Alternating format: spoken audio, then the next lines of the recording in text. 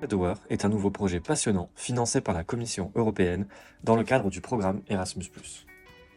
L'objectif est de s'adapter aux nouveaux enjeux du quotidien en proposant aux professionnels et aux organisations du secteur de l'enseignement et de la formation professionnelle de maximiser les avantages du stage d'observation à l'international, que ce soit en virtuel, en hybride ou en présentiel.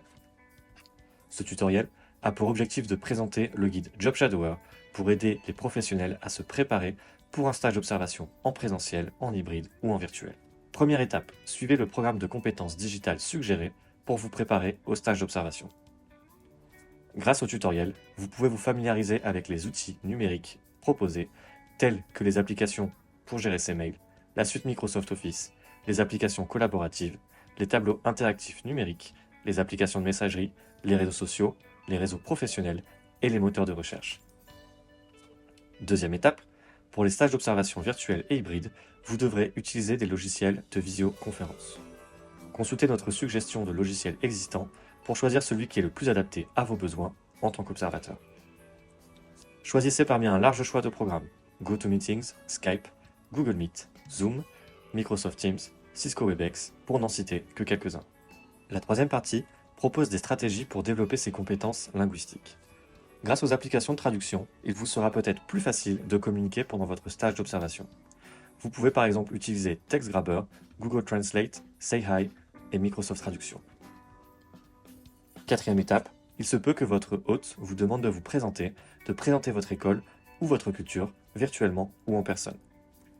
Parmi les meilleurs logiciels de présentation, nous pouvons citer Google Slides, Canva, Microsoft PowerPoint, Prezi, Beautiful AI, Powtoon ou encore Genially. Cinquième étape, lors d'un voyage à l'étranger, il est important de prendre en compte le nouveau contexte culturel que l'on va découvrir. Il existe d'excellents sites web pour vous aider dans cette tâche, en particulier ceux fournis par les pays d'accueil eux-mêmes. Sixième étape, consultez notre checklist sur les aspects logistiques à prendre en compte lors d'un stage d'observation à l'étranger. Cochez les cases sur la checklist pour vous assurer que tout est prêt avant le départ. Vous devez surtout vérifier vos documents d'identité, votre équipement de travail, les modalités de voyage et les aspects culturels de la vie à prendre en compte dans le pays d'accueil. Septième étape, suivez nos recommandations pour effectuer un stage à l'étranger en toute sécurité et sauvegardez nos ressources numériques pour les avoir toujours à portée de main. Assurez-vous de pouvoir trouver l'ambassade ou le consulat le plus proche dans votre pays d'accueil, de trouver des sources d'informations fiables sur le Covid-19 et de savoir comment réagir en cas d'urgence à l'étranger. Huitième et dernière étape, assurez-vous que tous les contrats Erasmus+ soient remplis et signés avant le départ. Mettez-vous d'accord au préalable avec votre organisme sur les objectifs d'apprentissage et établissez un contrat pédagogique à l'avance.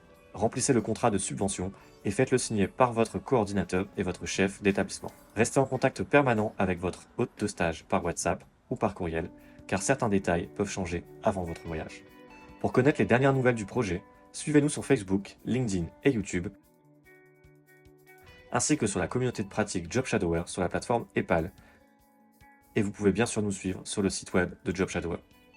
Toutes les organisations qui utilisent les ressources du projet Job Shadower doivent mettre en place une politique transparente de protection des données conformément aux exigences du RGPD.